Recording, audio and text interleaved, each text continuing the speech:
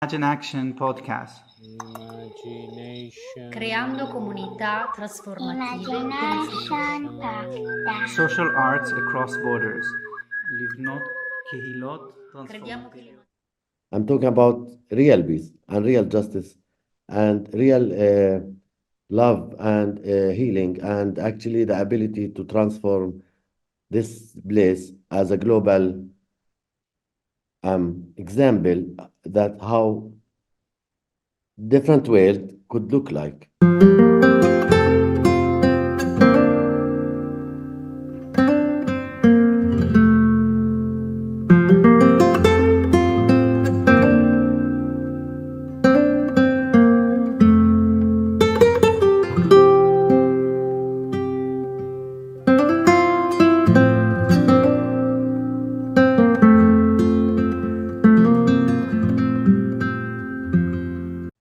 I feel to introduce this conversation with two things. Like one, my name is Uri, and I'm in Italy. I was born in the Galilee, which is my way of avoiding. A lot of the time, I avoid the political uh, definition of the land where I was born into. But I came to realize in the last year that you cannot avoid forever your story and where you were born with. So this is a little bit of why this conversation. I called it and would like sort of your advice, your thoughts. And Daniel, who I met, I think a year ago or a year and a half ago, I appreciate your wisdom and reflection on ancestral medicine, but also recently about um, kind of Gaza and Israel Palestine. You have been outspoken about that, and I don't know. I feel would love to hear your thought. And Suleiman, we met some years ago. We even had a moment when we shared our personal stories in Jerusalem, maybe, or I think probably 10 years ago. Um, and I really admire and appreciate your way of speaking and your personal story that I hope you can share with us here and your views. And yeah, a few things that, it doesn't have to be that we talk just about that, or with some of the questions that I'm bringing to this conversation is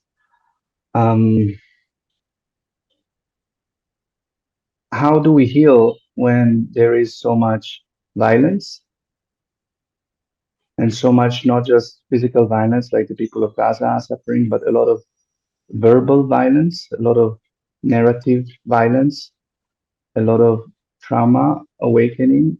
I can feel that in myself. I can see it in the discourse. I live here in Italy, but I read Israeli news and comments maybe more than is healthy. And I also receive other vibrations. And it just seems, I just recently felt very overwhelmed by a specific interaction with someone that doesn't know me and made a lot of questions. And I felt very triggered in that sense. And I wrote on Facebook, like, so much pain, so little space. Can we make more space? Can we do less pain? So that's where I'm coming from for this conversation. And I would love to maybe you share a bit about yourself, because you maybe don't know each other, and what you bring to this conversation. Sure. Yeah. Thank you, Uri. Thank you, Sulaiman. To take just a few moments, I guess, I'll situate myself. My name is Daniel. I live in southern Spain, but I'm a U.S. citizen. My ancestry is early English and German settler colonialist in North America, and I was born and raised there, and people have been there for a lot of generations. And I am a founder, director at Ancestral Medicine. So we do ritual arts, spiritual teaching, earth reconnection, ancestral healing. I come to this conversation as someone who has not lived in Palestine, and I'm obviously not Palestinian. I'm not Jewish. I am Muslim, but in a way, it's incidental. And I did live for just a bit in Egypt as a Fulbright scholar. I'm a student of Arabic language and culture, so I'm acquainted with the history. And my work has a lot to do with ancestral healing, which includes cultural healing, which includes looking at legacies of colonialism and supremacy and bad human behavior and how those are almost always intergenerational problems. And so my choice to be outspoken about what's happening in Gaza arises from that commitment in many ways. And uh, what's unfolding is clearly a genocide. It is the continuation of 75, 100 years of European colonialist occupation of land and colonialist supremacist policy that has dehumanized Palestinians for decades in a way that sets the ground for this kind of more extreme manifestation of the occupation that's already been happening for decades.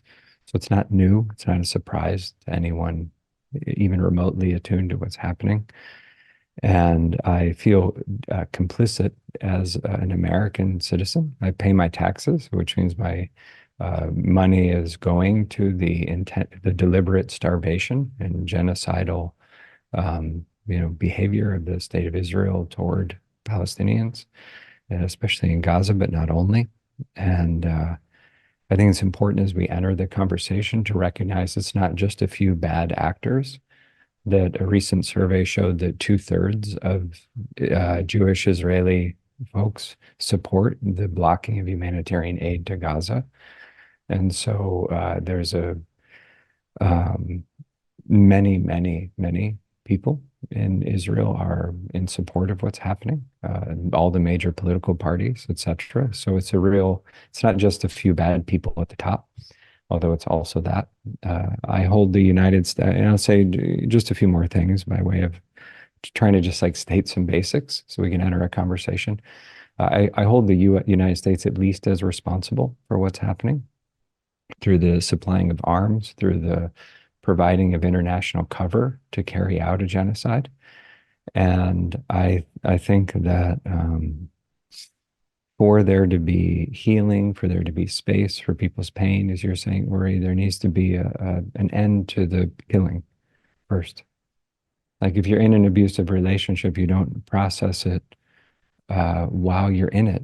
You have to get out of it somehow. Now that's obviously not straightforward here, but just basic psychological principles are that there needs to be a ceasefire. There needs to be a releasing of the abundant humanitarian aid for the most acute relief. And then there needs to be the way to move toward an end to the occupation, because Zionism remains a very divisive energy and idea within a very ancient, beautiful tradition of Judaism. And what is happening now is exposing that ideology and occupation as a very supremacist extension of European colonialism. So that's my attempt to say how it looks from my vantage over here and respect whatever unfolds in the conversation. Yeah.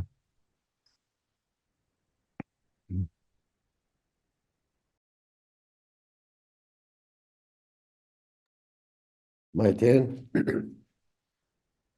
Thank you Uri, for inviting me for this conversation, and Daniel, really nice to meet you. So, yeah, my name is Sulaiman Khatib, and I'm sitting now in Bethlehem, actually. I usually live in Ramallah, and my family lives outside of Jerusalem. That's where my family is coming from, and that's where I'm coming from. In a shortcut, my family is part of the oldest tribe that lived in this land. So I come from a long line of tradition of indigenous people that lives in this land, specifically around Jerusalem Mountain, to say. I grew up in Jerusalem, outside of Jerusalem, carrying, like a lot of the heritage of the cultural folklore, the traumas, the wisdom, and so many other colors of my community where I'm coming from. And I follow the line. I wouldn't recognize in my story also the fighter element and other elements. And that's why I started my struggle since my childhood for the liberation of our people. I'm still committed to the liberation of our peoples now, either Jewish and Palestinians and beyond. That's where my soul is, my energy.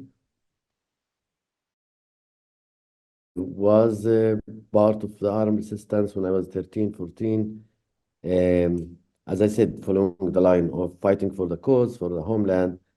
Um, my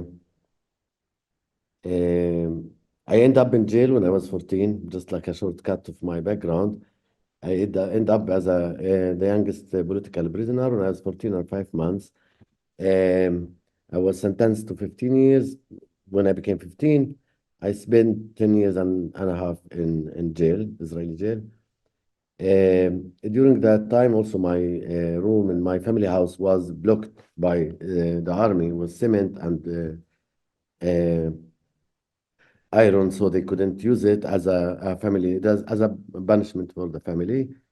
Um, During my jail time, I encountered first, I was very active also in jail, went through psychological and physical torture, especially at the beginning in the investigation time. Um, but honestly, I always felt belonging to the land and very grounded and strong. So I don't really have this, despite the power dynamic and the traumas, I didn't really have this victimhood mindset, I would say. Rather, I have more the savior element in me is very strong, usually.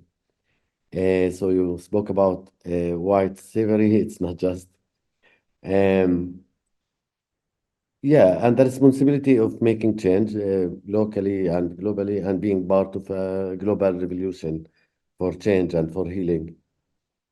So I was part of when I was 15 was my first time to join a food hunger strike for 16 days, where I was living with kids, teenagers, underage in jail.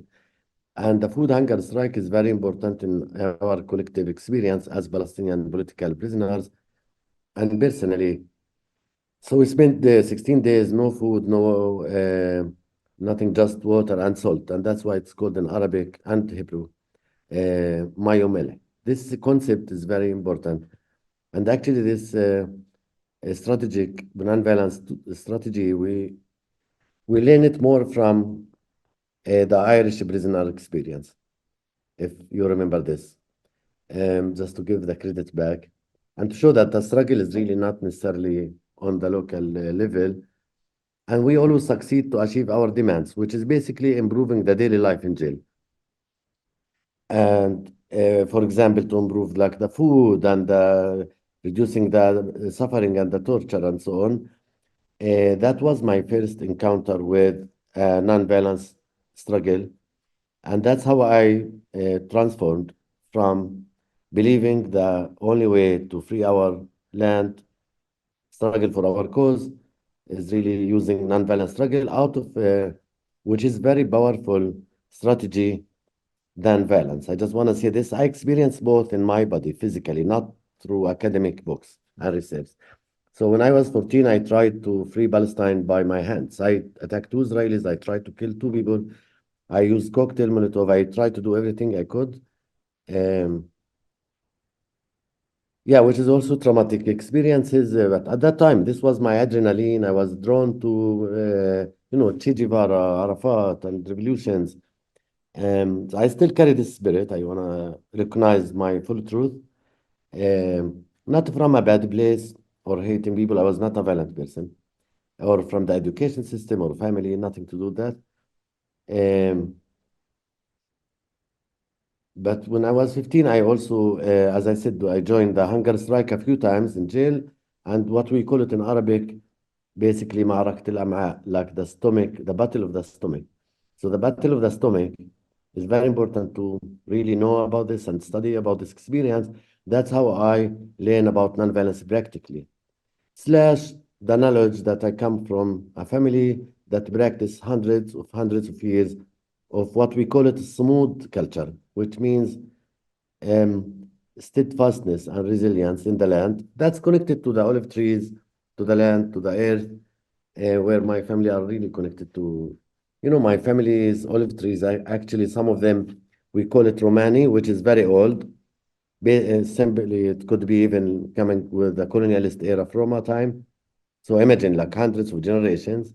And the local one, I believe Uri knows this, maybe Baladi, which is the local small ones. So like very long line of history and grounding. And that's where I feel strong and powerful, despite the power dynamic and the forces here. My sister was born when we were in jail, me and my brother, and her name Samud. She was married last summer, actually, after long years. So I come from this like very local family, very committed morally to the cause, very good people. And also, like I want to share in our tribal resources, which is not a Western culture, it's a different thing. There is a lot of goodness here. It's um, a whole different culture, basically that include also sulha, which is the reconciliation process. That my family still practice that, and many other Palestinian local families. And it worked in across the region like over thousands of years. Um, so coming from that place, it's also to put me in a place not just the Palestinian good guy, a hero, adrenaline, and a fighter, and also looking at solutions where I'm able to give over the years. This was not easy transformation. I just want to say this, where I'm able, out of dignity, out of um, goodness, from these resources of local resources, um, to show empathy to what we call the enemy, and to show mercy, to show possibilities, to search for alternatives, for solutions that can work. So I'm talking about morally being in a good conscious place and strategically. My mind works strategic. That's how it works. And also something that can work despite the pain, the hurt, the history, the colonization, the displacement, the traumatic Nakba, the stories that my family and my community has encountered over the years. A lot of my family actually has been living outside of the land, so they never been able to come back after 67, actually, not from 48, because my area was occupied in 67 because it's out of Jerusalem area. With that said, like my village, actually, I want to share this. My village, actually, I wrote this in our book, which is called In This Place Together. It has different historical moments that include a Hebrew Jewish history. And still you can see it like as a graveyard. I grew up with this. I don't grow up with one color. I come from a Muslim family, but the general vibe, I'm not religious person. I was always spiritual, but the general vibe, living outside of Jerusalem or around Jerusalem and this land, I know this land is a very important historically, spiritually, energetically for the Abrahamic family and beyond this. So I'm very like connected to the spirit of the place. And through the years of jail, as I said, like I learned a lot. I worked in the library, also studied a lot about different revolutionary people in the history, not just non-violent struggle in, Nelson Mandela, South Africa, Gandhi, Martin Luther King, Rosa Parks, others, because we always talk about the men, so also like to appreciate our sisters in the struggle, but also about armed struggle. So I just want to say jail is not a peace academy. I just want to put this out there to be clear. And through the years, I opened a space in my heart, in my soul, in my mind for, a different narrative, basically. So I know our narrative by blood, by my body. I know my narrative is Palestinian. I studied it in Arabic, and then I studied the Jewish Israeli narrative. I studied Hebrew. which is very similar to Arabic. I knew some Hebrew from home, by the way. My father used to speak Hebrew fluently.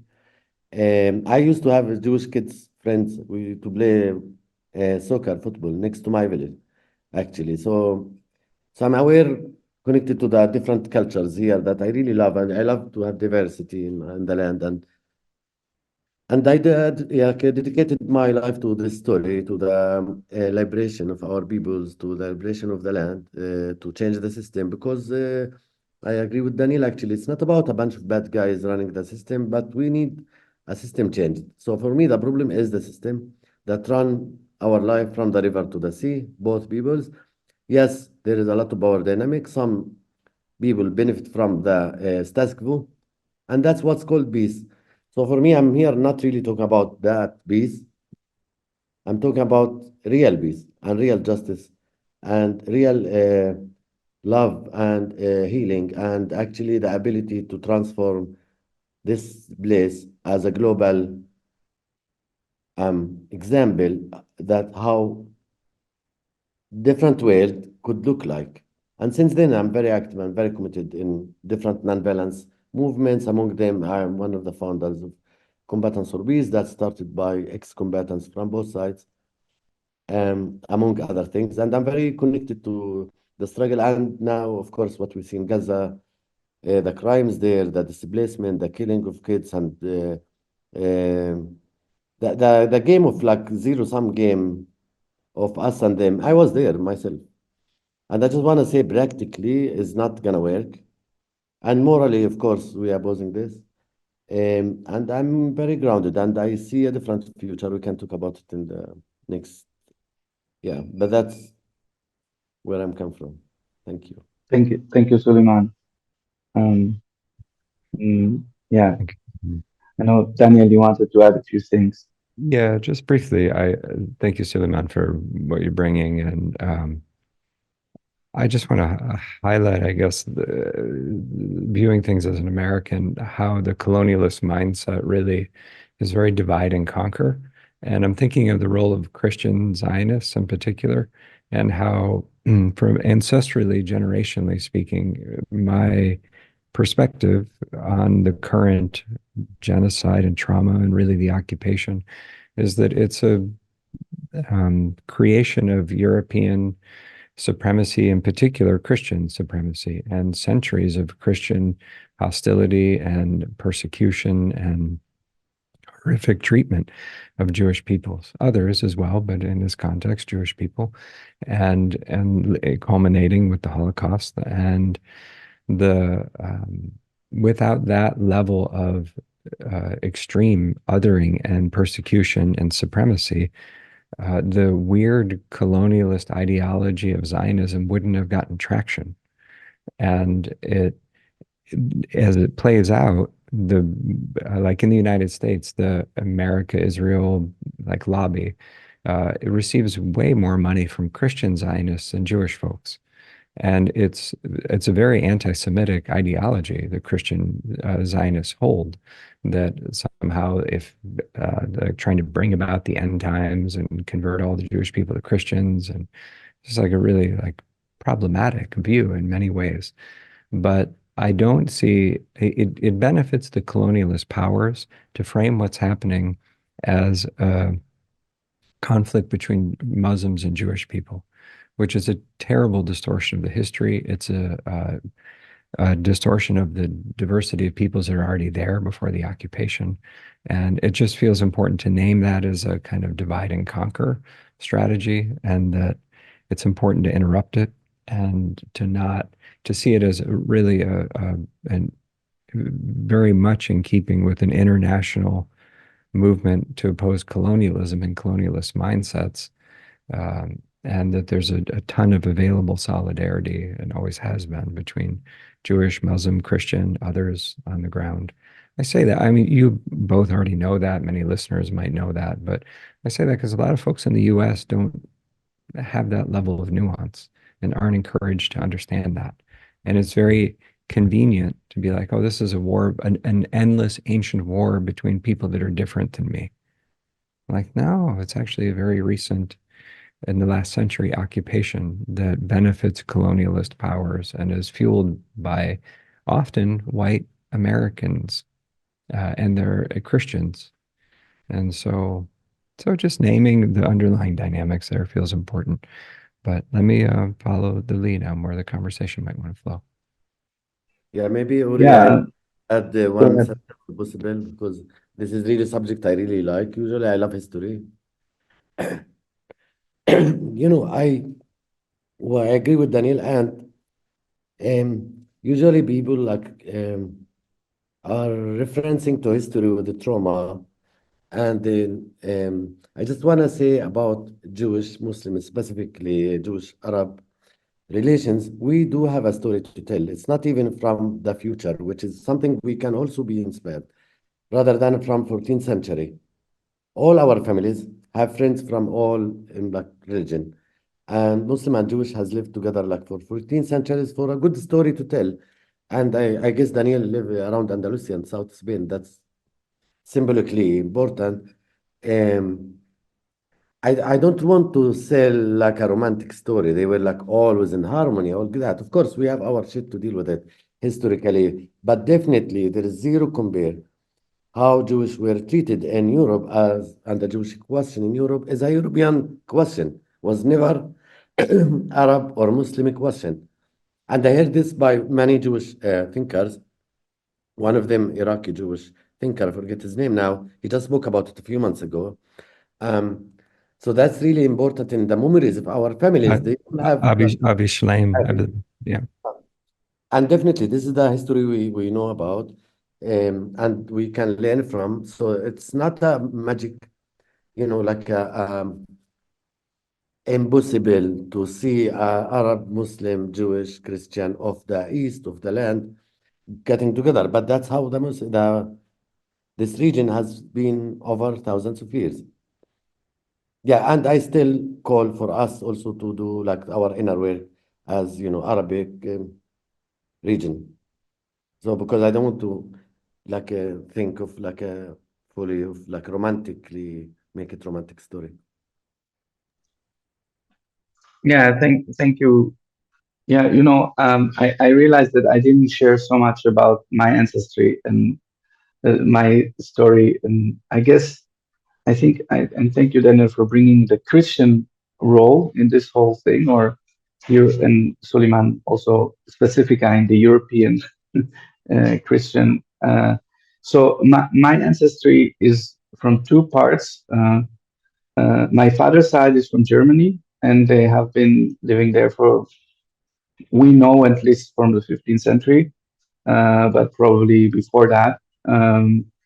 And they were the part of the Jewish, like many in Germany, that actually became very German in their identity.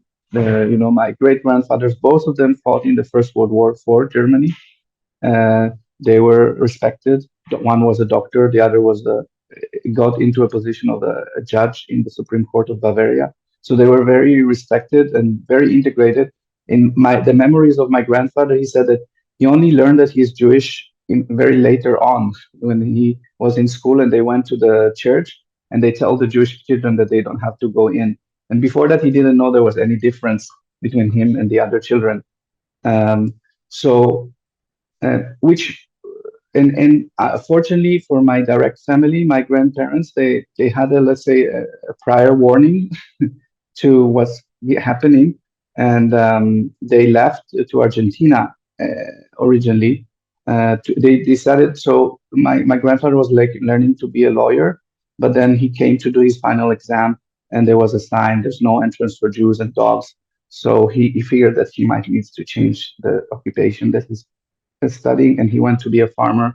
And he was part of a not so known part of movement of Jewish young people that wanted to return to the land, but not necessarily in Israel. So they moved to other countries, mostly Argentina and Brazil, in kind of agricultural colonies, and in a similar dynamics in which actually the land was paid by rich Jewish patrons because the young people didn't have the money to buy the land, and they were living in this kind of in the Pampa in Entre Rios in Argentina.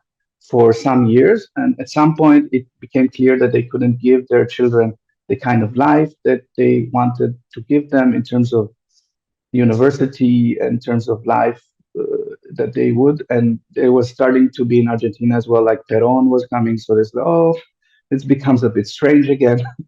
And they had friends that were in Israel, now Israel. So in the 50s, they moved to live there, but they were not like, let's say, Zionist by original persuasion, but more as a necessity and comfort, and very, very humanistic, very connected with kind of Buber. They were following of Buber thoughts, and let's say, um, and yeah, they were relatively, but there were stories of other of that family that didn't live in time or chose to stay and died in including the great uncle, so the brother of my great grandfather, who was actually a professor of international law. He was an important pioneer of international law. And although he had many options to go to the United States and leave, he decided to stay. And he and his wife, they suicided in their apartment just before they were going to pick them up for the concentration camps. So they knew that something is going to happen, and they chose to kind of die in that way. And there are other stories that I've been working to heal from my German side. From my other side, my mother's side, they came from a small village, very religious, like the Satmar, the same one that are very anti-Zionist until now. Communities in the border regions with Hungary and Romania.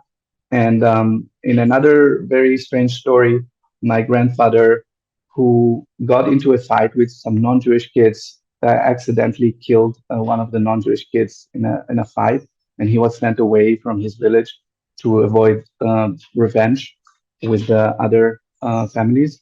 And in that process, he met Zionist movement that came to the city where he was staying and studying, and he became very Zionist. And he came to Israel in the 20s, against the will initially of the family, and he became a terrorist. He was in the Etzel, which was a sort of a right wing militia, which made a lot of armed struggle against the British mandate, but also as what they called retaliation against Palestinians, Arabs. So, and he was sent to prison in Africa after killing a British policeman, and he was there until what we call Israel called Independence War, the Nakba. He was released, and he went back into the fighting. He never spoke about what he did in that war, but we know that yeah, he was a very fierce man and very angry, very angry. He lost most of his father. His father is 13 brothers and sisters, and their children. They all were sent to Auschwitz, and he was very angry with everything, including God and including himself, I think. And he was a very kind of angry, and he died with a stomach cancer. And I'm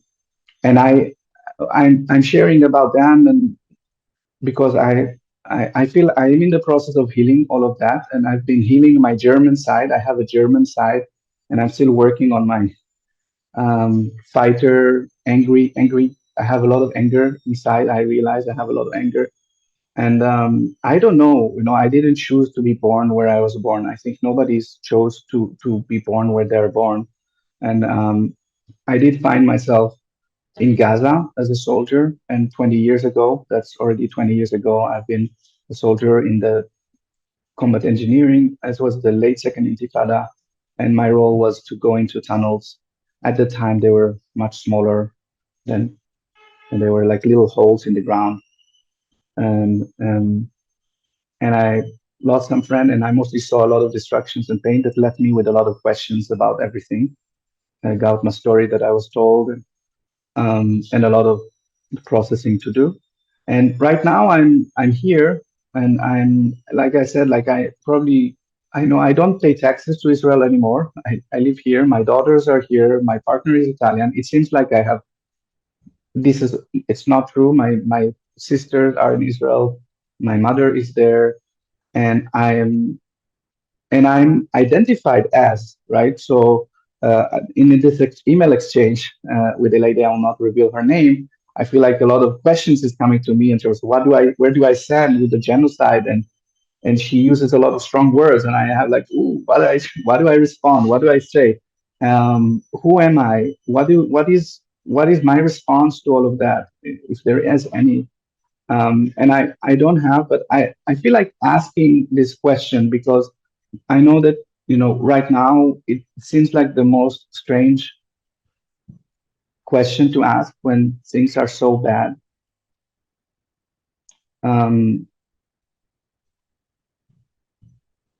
there's so much pain and destructions and polarization, and it seems like a very weird question to ask, but I want to ask it is, what is the best possible future you see for this? And inviting you to be most like dreaming and real and I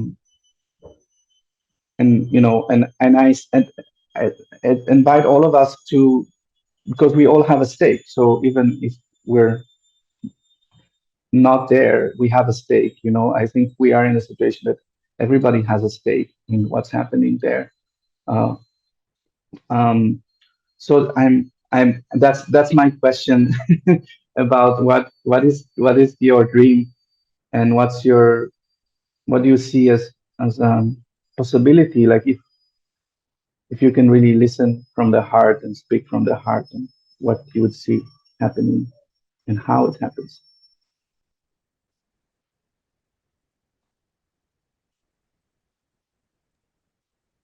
Well, I can try to say a thing from where I'm sitting. I mean, I think in the long term, ideally, there's a one state solution that's democratic and has equality for everybody involved from the river to the sea, and that it is worked out by level-headed people on the ground who have stake in that about how that unfolds.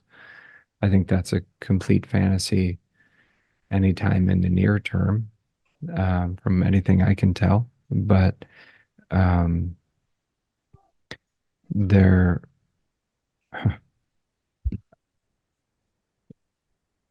one thing that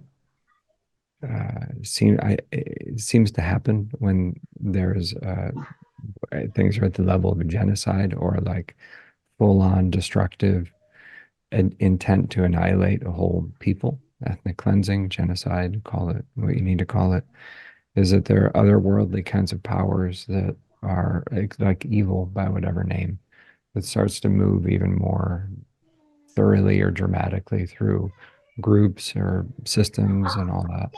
And there is a acute need to stop what's happening with that.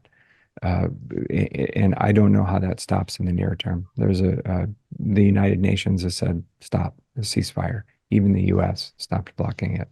Israel's not slowing in any way. So I think that having a much greater amount of sanctions and international isolation politically of Israel, to cut off arms, to bring some kind of repercussion.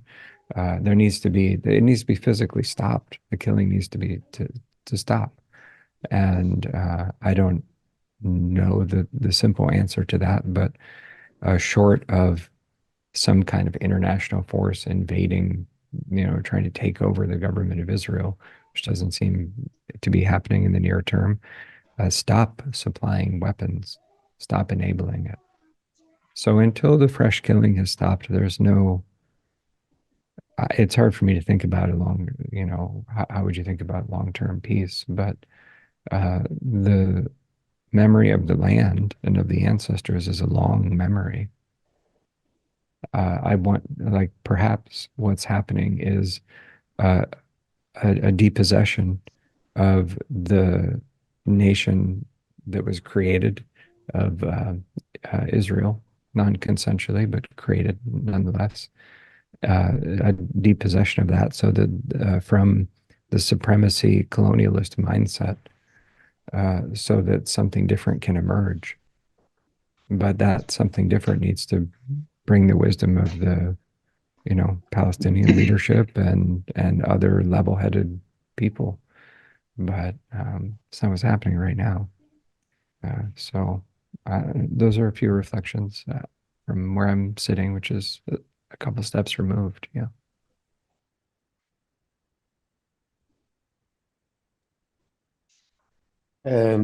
Well, so there is like really, I would say like one, there is the emergency need to stop the atrocities in Gaza right now and West Bank and elsewhere.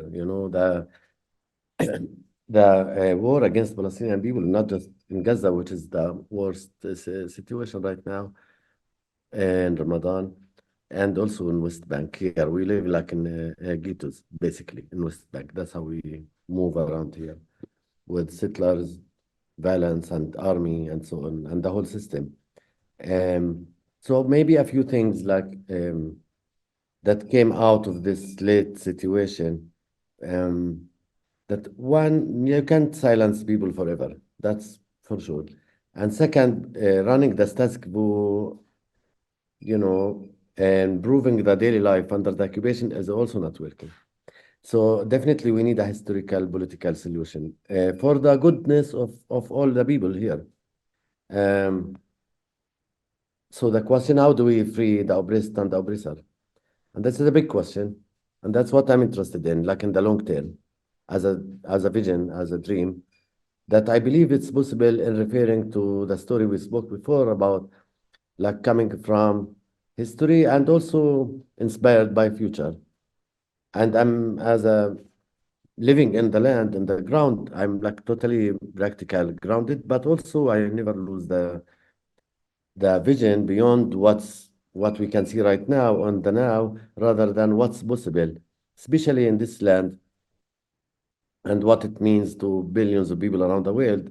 So I feel it's a really in the interest of all of us and the morality is really to make this place um, a model for a global more fair system to say, or like a different system is possible. That's what I believe. And I feel the global awakening around the Palestinian cause now, it's not just for the Palestinian or for Gaza. I want to be like, clear about my opinion about this, which I appreciate the solidarity around the world and the awareness is definitely people want to see system change globally. And that's what I see. And from my place where I'm sitting here, I feel I'm in touch with a lot of people globally, like and locally also, to move where we're stuck right now to a different place where a global collective liberation movement is needed right now as the answer to the darkness, to the forces of war. You mentioned the evangelical forces, which I agree with Daniel. This is really some of the forces that definitely want our people to fight forever to the last child. And I don't want to, like, I want to make this clear that, and also, of course, the divide and rule works, unfortunately. So I think basically as a also optimistic person, I'm a revolutionary optimistic person, obviously, even though I studied a lot of history in jail time. Um, I do believe there is this. I want to mention maybe one sentence about Zionism before I give my personal modest like opinion. I do understand, like I studied a lot of Jewish history also, and the Holocaust and the racism in Europe, which Europe didn't deal with it actually, rather than throwing the problem into other people. So until now, and keep making sure that like the divide and rule policy is still in place, which is not good for any of us, including the our neighbors in Europe and the globe. Um, so for me, I'm interested in really solutions for all of us. And that's why I mentioned the victimhood thing, although we have to take into consideration the traumas, the losses that exist right now and in the past.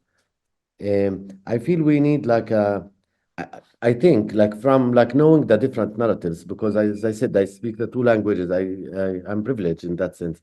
I know that the different narratives, and I'm searching for a new narrative actually that can save us all, including the oppressed and the oppressor, which is very challenging to say this statement, as you know, at this moment.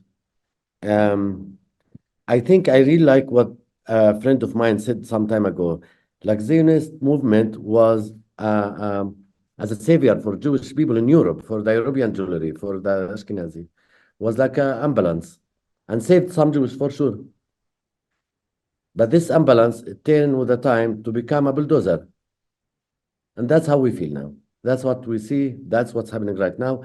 As a matter of fact, so going back, I don't want to search for Theodor Herzl was a colonialist mindset or was a free fighter for Jewish people.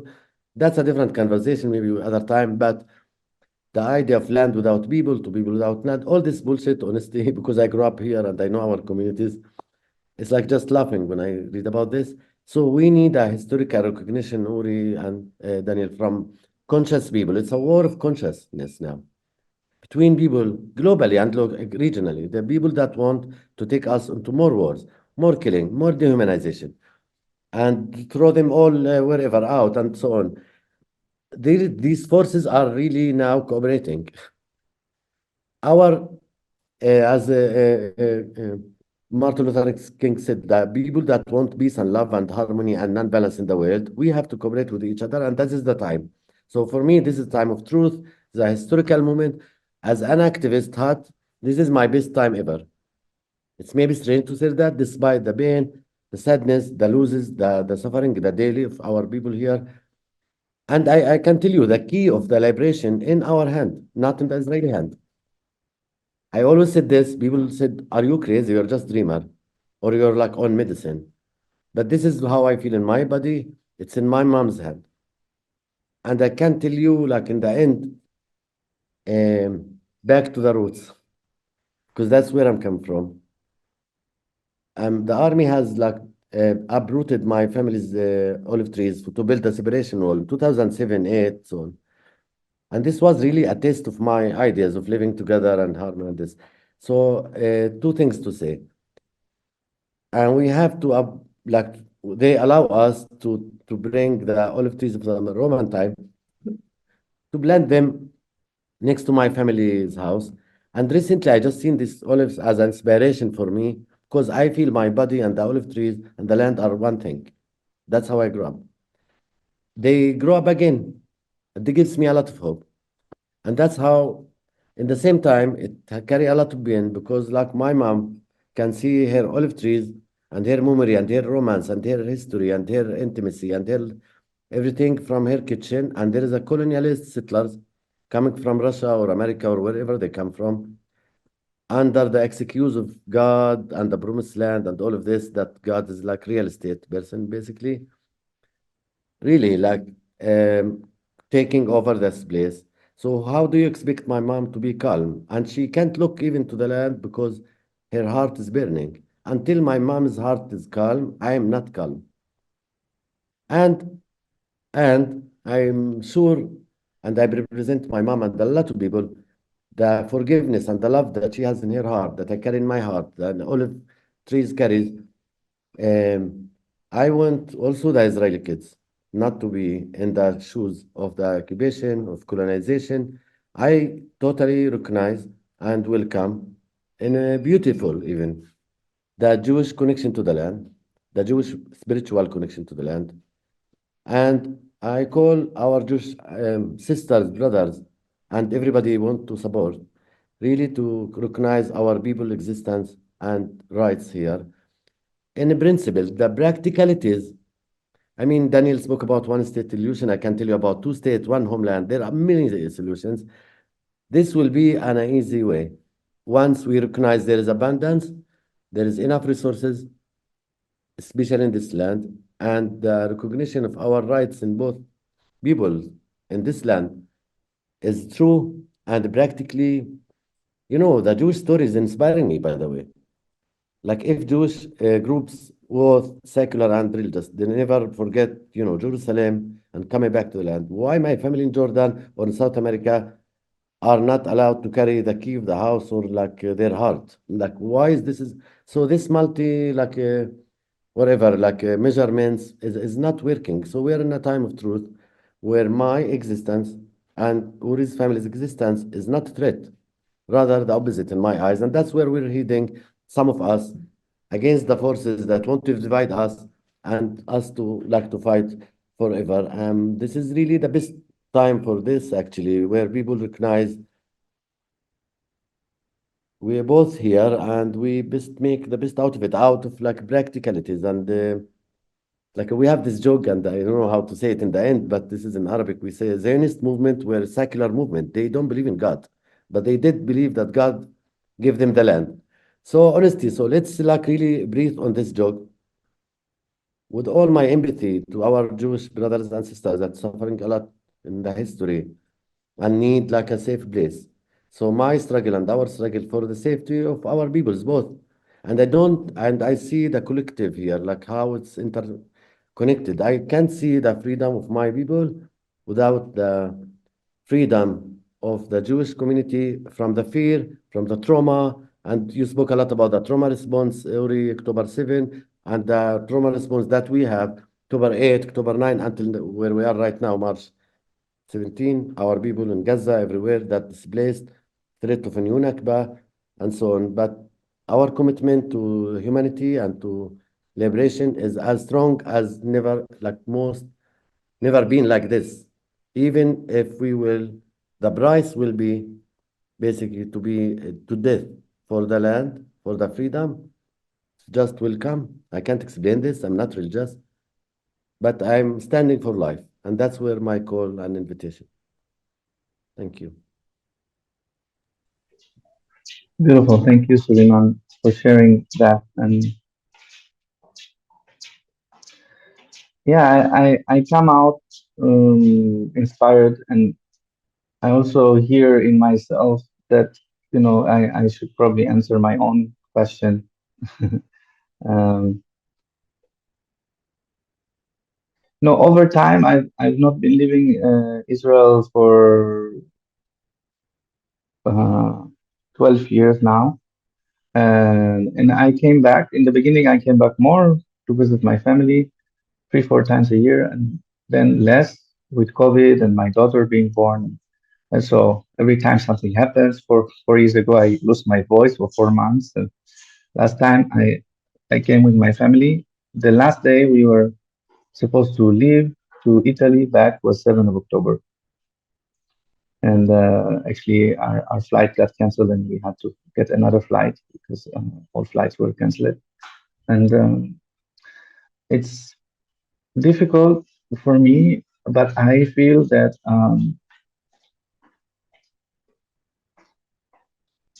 I feel yeah. What I wanted to share that one day I fly in the I arrived flying, and I remember there was a shift because before I had a sense when we came to Israel that I have a specific love for that land. That one time I come and I felt that I don't have anymore any specific love for that love for that land. It's more like, and now when I fly over any land, I feel love. So it's a strange. I don't know how to explain it, but um, and I feel at some level I've been working with migrants here in Italy, and in my vision is people should be able to travel where they want, basically, and any people everywhere and stay there. So, like people in Africa should be able to come to Europe, and people in Europe should be able to go in Africa, and that's in the people of whoever they feel. And at the same time, we cannot dispose of people because it's uncomfortable for us, either for real estate or for because we are consumed by our own fear. That it is not an excuse for disposing a people or culture or land, like in the case in Palestine, because of a name of some other story. Uh, and I just celebrate Suleiman that I feel yes, we need a new story, And maybe this story is a bigger story. That's what I would like to believe, that maybe it's a bigger story. It's not a bigger story than, it's actually a very basic story. It's a very old story that we are humans, and there are things that connect us, and there's more that connects us than separates us. And that we are here for the land, and about becoming indigenous in a true sense, not to a specific land or story, but in a full sense to the planet, to the living planet, to the commitment for the future, for all life, all people, all life, all. And and I put this dream that I come back. This is my little dream. I come back to Gaza, and I can do theater, which is my love, with children, and I'm not afraid. And maybe they are afraid, but we deal with our fear through play. And is my dream that there is the possibility for me to, like I brought my wound to the land, I could bring my gift, my medicine to the land, and we can start to. I don't know when. Maybe not in the lifetime. Maybe it's. I think more strange things have happened. So I hold in this a possibility of this seed, that of the healing is already here and already begun. And maybe you, Suleiman, represent for me more than anything that the healing is already begun. That the healing is already begun, and then that's unstoppable. That's a unstoppable force, like the olive trees that are born from under the ground, that you can cut the tree, but under there is life. So that life will prevail. That's my wish. And maybe, yeah, just inviting Daniel and Suleiman, if you want to share something more. We close right now, and then we might have another conversation, but just for respecting the time.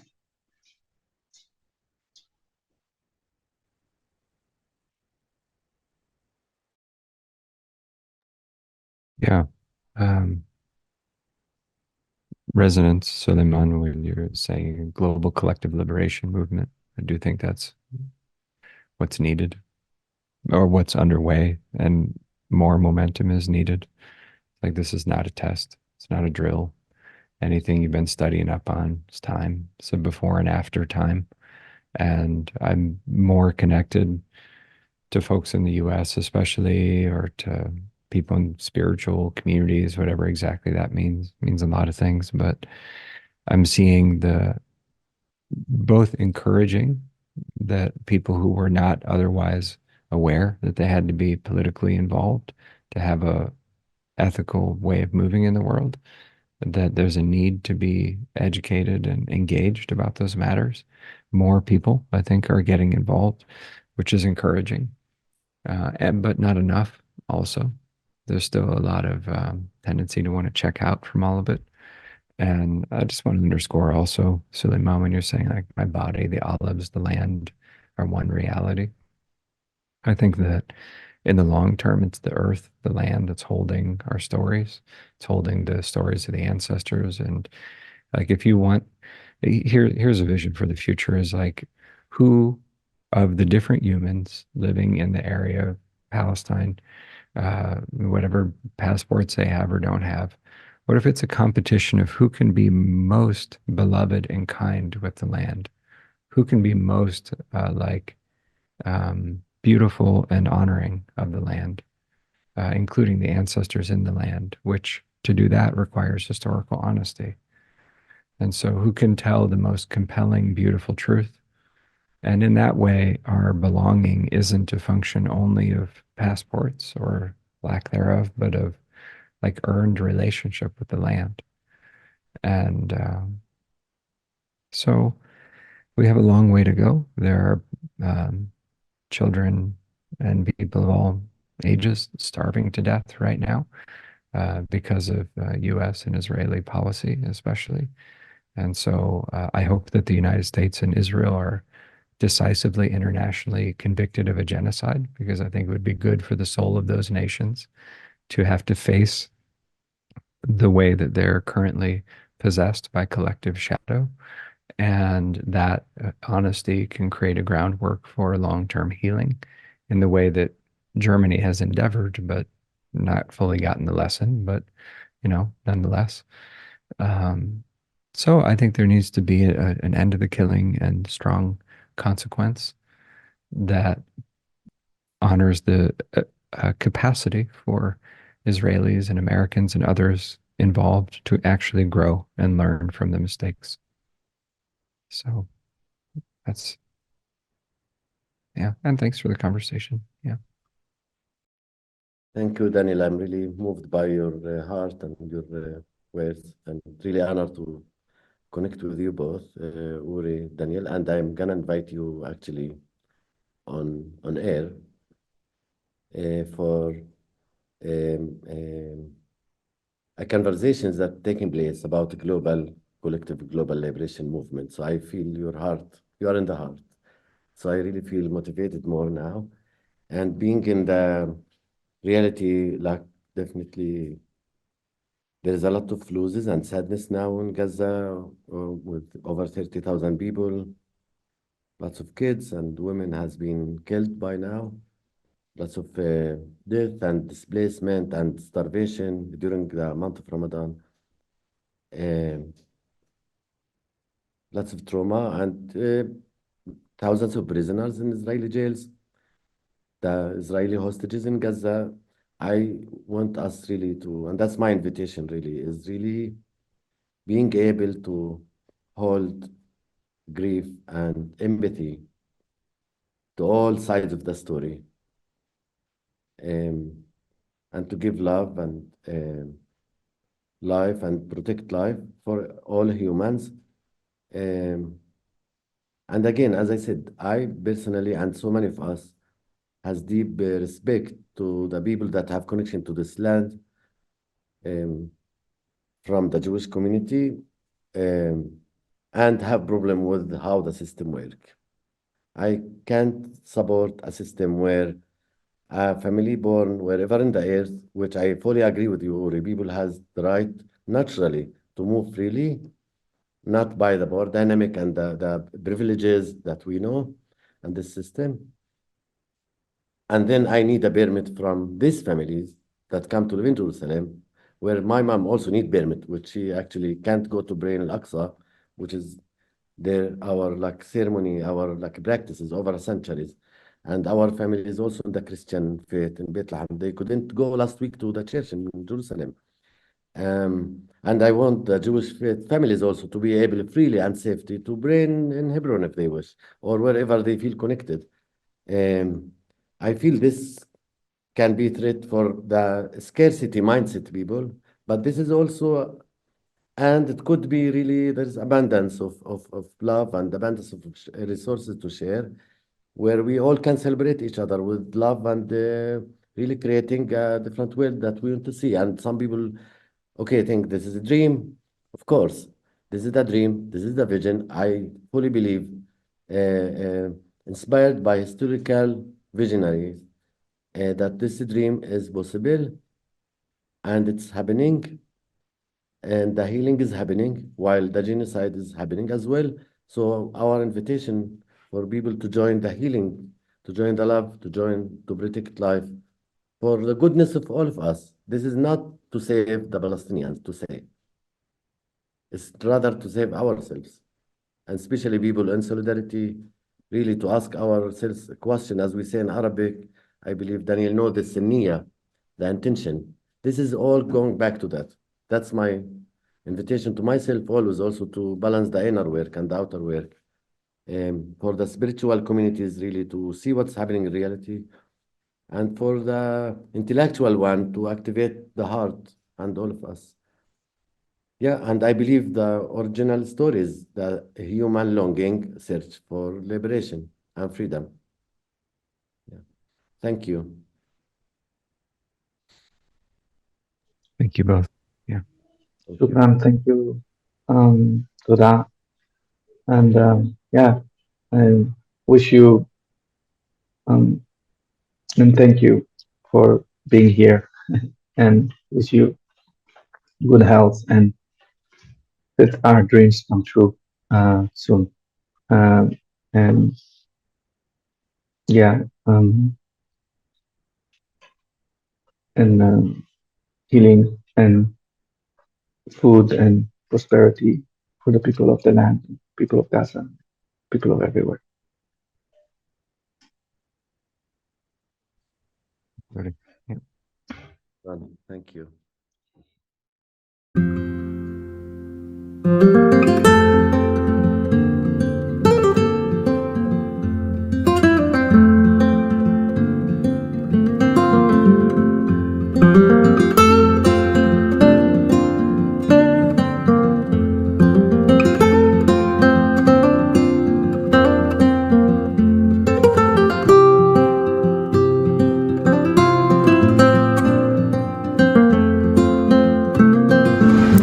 Hello, my name is Uri, and I'm in Kashina, in Tuscany. And my question is, how can we human well together when there is so much noise and negative news in the world, and there is war inside of us? So how can we human well together in a time of war?